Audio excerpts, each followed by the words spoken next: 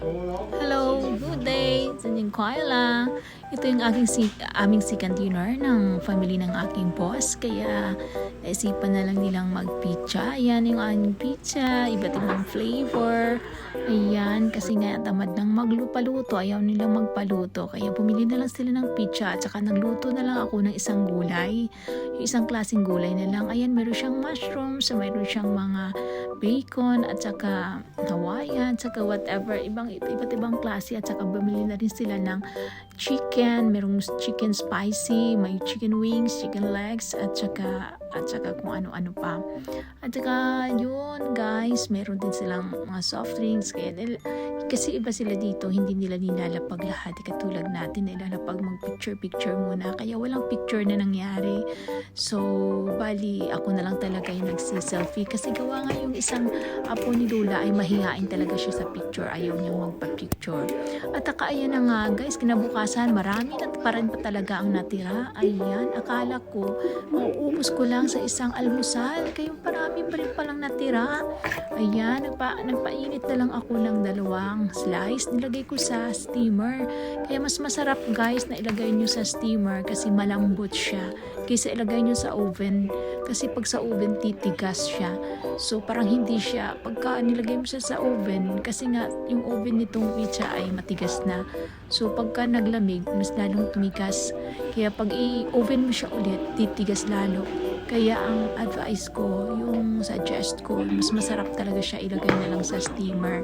Kung wala kayong steamer, pwede nyo siyang ilagay sa kawali. Patong nyo siya.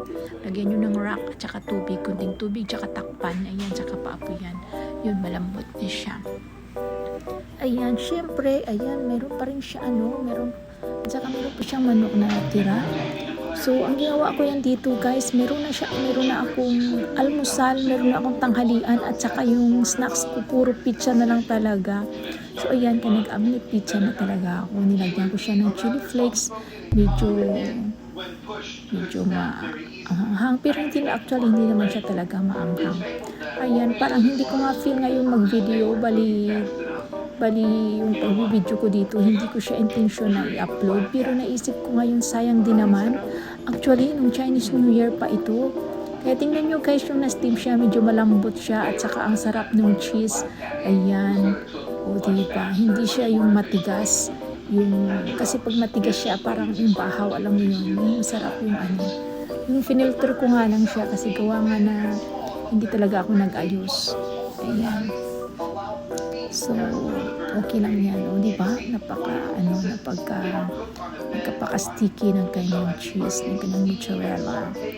Ayan guys, syempre, ako lang naman mag-isa dito, kaya unlimited ang kain. At saka dito walang problema yung kain dito. Mapasabay ka sa kanila, mapasolo ako, walang problema.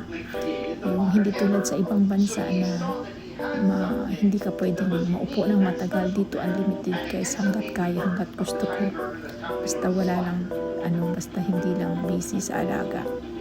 Ayan, may sarap ng kain niya.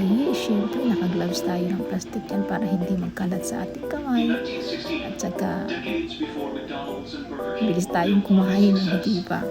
And guys, maraming salamat sa panonood, at saka maraming salamat sa suporta sa nasawang panonood ng ating video. Ayan, sinisave ko lang to para at least naman may remembrance yung aking Chinese New Year dito. Ayan, thank you guys. Bye!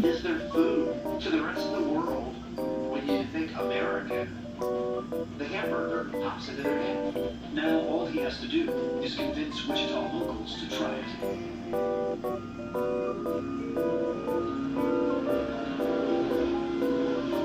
1,400 miles away.